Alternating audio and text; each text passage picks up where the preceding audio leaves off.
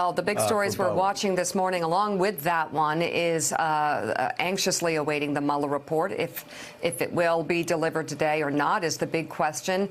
And also questions surrounding Jared Kushner's communications with foreign leaders through WhatsApp and also using a personal email account. What is the FBI doing about WhatsApp? Well, let's ask. MSNBC chief legal correspondent and host of The Beat on MSNBC, Ari Melber, former U.S. attorney and former aide to Robert Mueller, now an NBC News law enforcement analyst. Chuck Rosenberg is with us, and former United States attorney for the Southern District of New York, Preet Bharara. He's out with a new book entitled Doing Justice, a prosecutor's thoughts on crime, punishment, and the rule of law. So, Preet, let's begin with you. We've heard once again that the Mueller report is going to be released. This reminds me like every Friday when we heard in maybe it was 2005, 2006, this is a Friday that Karl Rove is going to be indicted. Joe, we need you in front of a camera.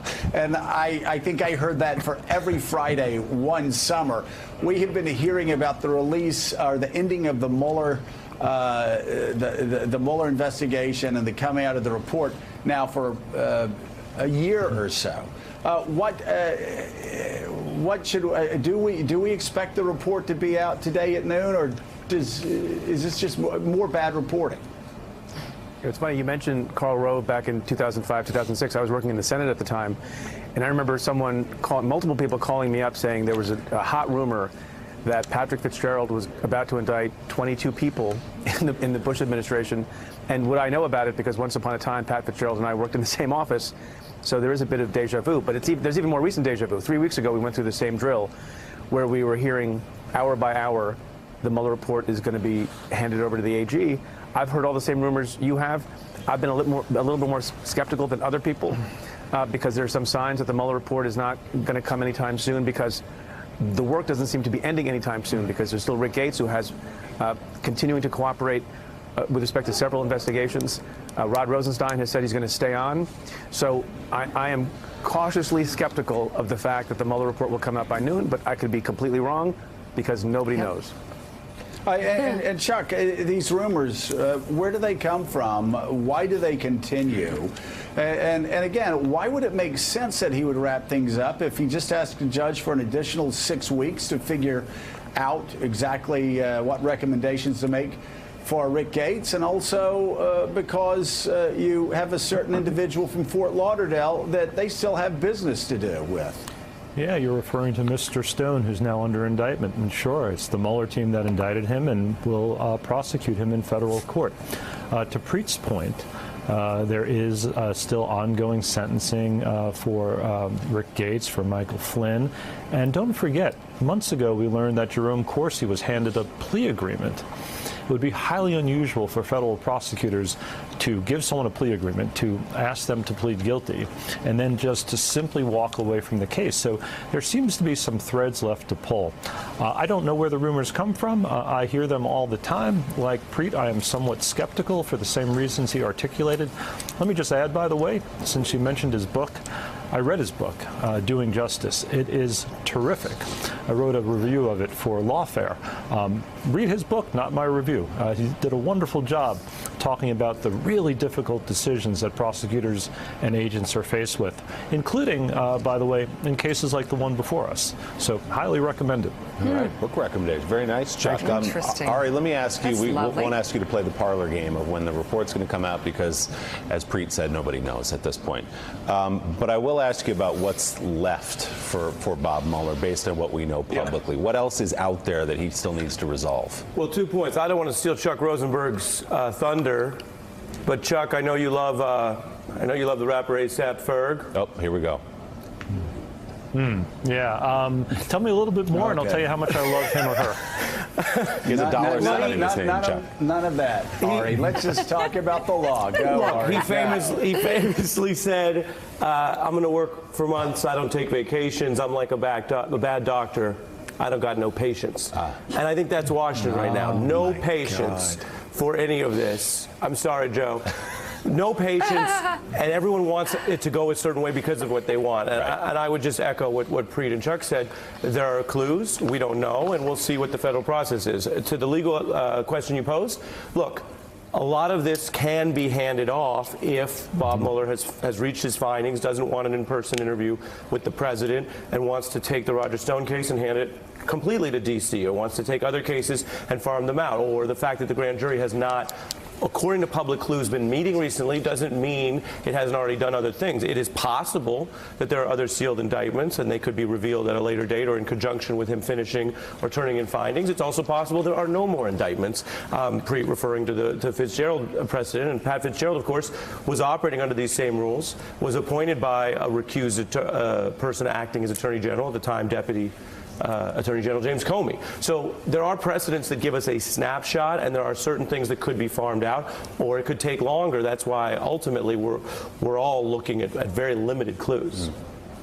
You know, John Meacham, if you could just send Ari Melber the memo. Yeah. We only quote Mandela on this show. Yeah, Barry. Last night, I said goodbye.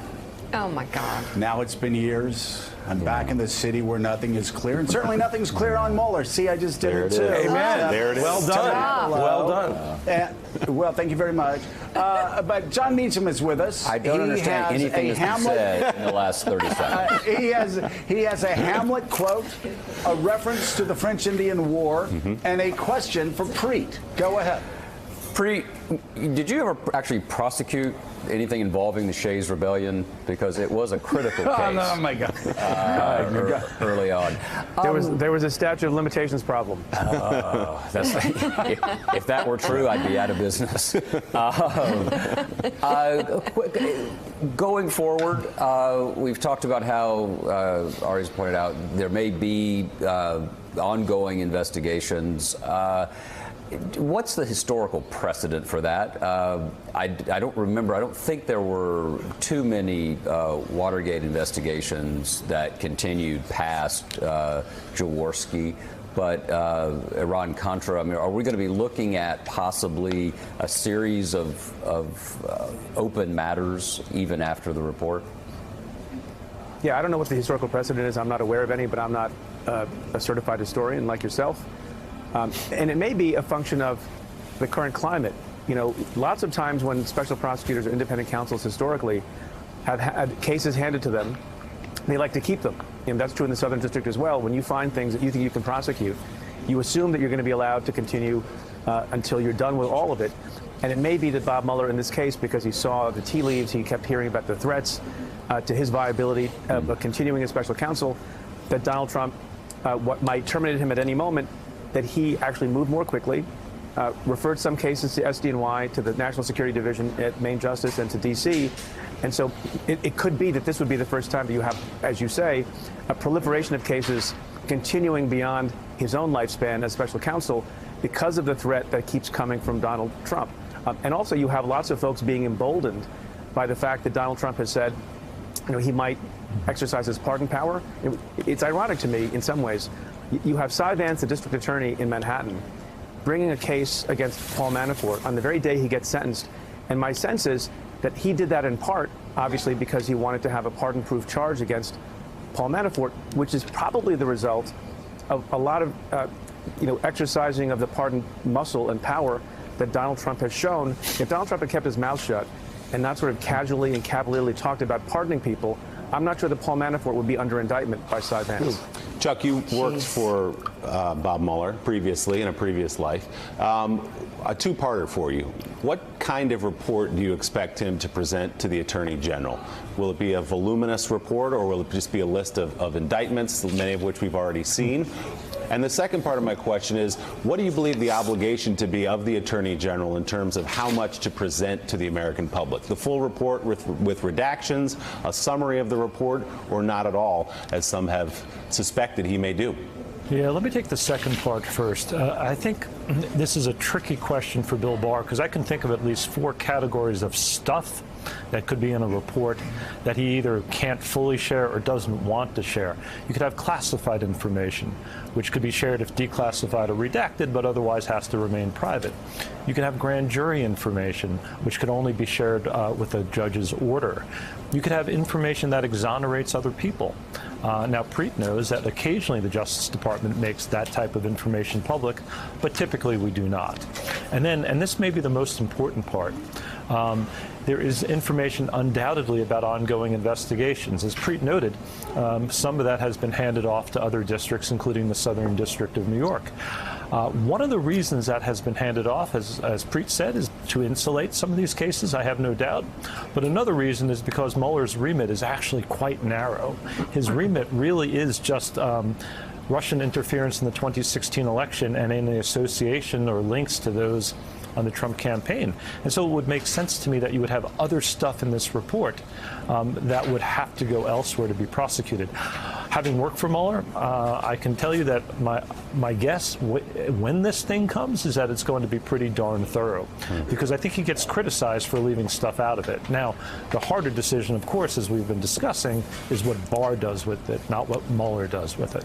So, Ari, you made the point earlier, something we've been saying, which is that whenever this report comes out, people are going to project their preconceived conclusions onto it. A lot of people in this country have made up their mind that the president colluded or that he didn't collude with Russians during the campaign. Does that make it more of an obligation for Attorney General Barr to present the full report so that people can't sort of guess and speculate about the missing parts?